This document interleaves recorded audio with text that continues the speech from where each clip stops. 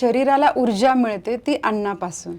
So अन्न हे किती इम्पॉर्टंट आहे, म्हणून आपण त्याला परब्रह्म, पूर्ण ब्रह्म असं म्हटलेलं आहे. तर जेव्हा ह्याला आपण पूर्ण ब्रह्माचं हे दिलेलं आहे की बाबा अन्न इतकं इम्पॉर्टंट आहे, तर मग ते बनवल्या कशा पद्धतीने गेलं पाहिजे. म्हणजे मी एकदा बेळगावला गेले होते कलावती यांच्या आश्रमात, तर अगदी तिथं भाजी निवडण्यापासून शिकवतात. म्हणजे आपण विचारही नाही करू शकत की अरे भाजी पण अशा पद्धतीने, म्हणजे घेतली, तोडली, तो पण एक जीव आहे, तो आत जाऊन आपली ऊर्जा बनणार आहे. तर मग ती भाजी तोडताना सुद्धा तुम्ही कशा पद्धतीने ती भाजी निवडायची, मग शिजवायची कशी आणि पाण्यात वाढायची कशी, म्हणजे ही सुद्धा सगळी प्रोसिजर आहे. ठीक आहे, आपण आजच्या जगात इतकं सगळं फॉलो करणं पॉसिबल नाही होते, शक्य नाही होते प्रत्येकीला, पण त्यातली त्यात की जुन्या बायका जे करायच्या, म्हणजे आपली आई जे करायची, आजी जे करायची, त्यातल्या जरी आपण काही गोष्टी फॉलो केल्या ना, तरी पण खूप फायदा होईल. ते अन्न जे शरीराला, आपण म्हणतो ना एखादं खूप खातं पण अन्न लागत नाहीये शरीराला, तर का लागत नाही, तर त्याच्या मागे ह्या सगळ्या गोष्टी आहेत. सो आम्ही द एनर्जी वेलनेस मध्ये काय करतो की तुम्हाला अगदी ते अन्न घरात आल्यापासून तर ते पोटात जाईपर्यंतच्या गोष्टी शिकवतो, स्टेप बाय स्टेप.